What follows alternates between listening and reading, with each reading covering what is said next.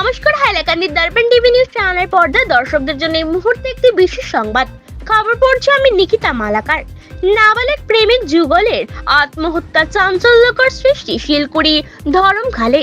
শিলকুড়ি মহারিষি কলেজের পেছনে অর্ধরাতে গলায় দড়ি বেঁধে আত্মঘাতী নাবালিক প্রেমিক যুগল। এই ঘটনা শিলকুড়ি ধরমখালে ব্যাপক চাঞ্চল্যকর সৃষ্টি হয়েছে। জানা গেছে শুক্রবার শিলকুড়ি নিবাসী বদ্রী নুনিয়ার দ্বিতীয় কন্যা অনু নুনিয়া 17 বছর বয়স রাত প্রায় 10টায় ঘর থেকে বের হয়ে যায় এবং তারপর থেকে অনেক খোঁজাখুঁজি করার পরও তাকে পাওয়া যায়নি। অন্যদিকে রাত প্রায় 10:30 ঘর থেকে বের হয়ে হরেন্দ্র দাসের প্রথম পুত্র অজয় দাস 18 বছর বয়স। দুজনের সম্পর্কের কথা দুই পরিবারের লোকজন ভালোভাবে জানতেন। এদিন ভোরে অজয় ও অনুকে গাছের ডালের সঙ্গে ঝুলতে দেখেন গ্রামবাসীরা। শুক্রবার সকালে গ্রামের ওই ঘটনার পরে দুই পরিবারের লোকজনের আফসোস যাচ্ছে না। গ্রামবাসীরা সকাল 5টায় ঘুঙ্গুর থানায় খবর দেন, কিন্তু পুলিশ খবর পেয়ে সময় মতো কোনো পদক্ষেপ গ্রহণ করে না বলে জানান গ্রামবাসীরা। বারবার খবর দেওয়ার পর প্রায় সকাল 10টার সময় পুলিশ ঘটনাস্থলে পৌঁছে মৃতদেহ উদ্ধার করে শিলচর মেডিকেল কলেজে নিয়ে যায়।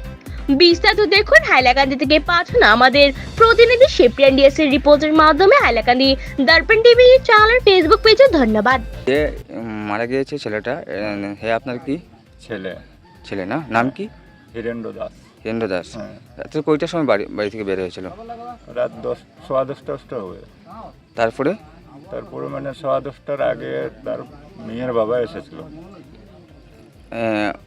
যে মেয়েটা হয়েছে, হ্যাঁ, আপনার বাড়িতে এসেছে? বাড়িতে না, রাস্তাতে আমাকে পেয়েছে। হ্যাঁ।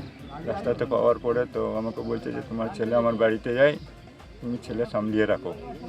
হ্যাঁ। আমি বললাম ছেলে মানুষকে তো সামলিয়ে রাখা যায় না, তোমার মেয়ে যখন তোমার বাড়িতে গেছে তো তুমি তোমার ঘরটা সামলিয়ে রাখো, আমি তো ছেলে মানুষকে আটকে রাখতে পারবো না। এই কথা তো বললো যে যদি যাই তো আমি মারধর করতে পারি। তো আমি তুমি তোমার ইচ্ছা, এটা আমি তো বলতে পারবো না। যদি ক্ষতি করলে তুমি মারতে পারবে না, ওটা তো তুমি জানো। হ্যাঁ। তারপরে এরপরে তো তখন ছেলেটা, আমি বললাম যে তোমার মেয়ে ফোন কেন করে? এ বলছে আমার মেয়ের কাছে কোনো জাতের মোবাইল নেই। সেই সময় আমার ছেলেটা আমার ঘর থেকে আমার কাছে চলে এলো, মানে ওই তার ঘরে যাবে বলে চলে এলো। আমি ছেলেটাকে জিজ্ঞাসা করলাম যে তুমি কোথায় যাবে? তো বলছে যে মেয়েটার মাথা ফাটিয়ে এসেছে মেয়ের বাবা, আমি যাব ওখানে। তারপরে আমি যেতে দিলাম না, ঘুরিয়ে নিয়ে গেলাম। ঘরে নিয়ে যাওয়ার পরে আবার ধরলো তার সমবয়সী ছেলের কাছে গেল ফোন করতে, তার মোবাইলে রিচার্জ নাই বললো।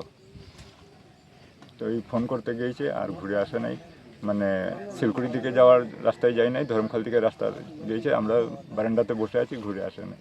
আর সকালে কটার সময় খবর পাইছেন আপনারা? 6টা ওইটা হবে। ঠিক আছে।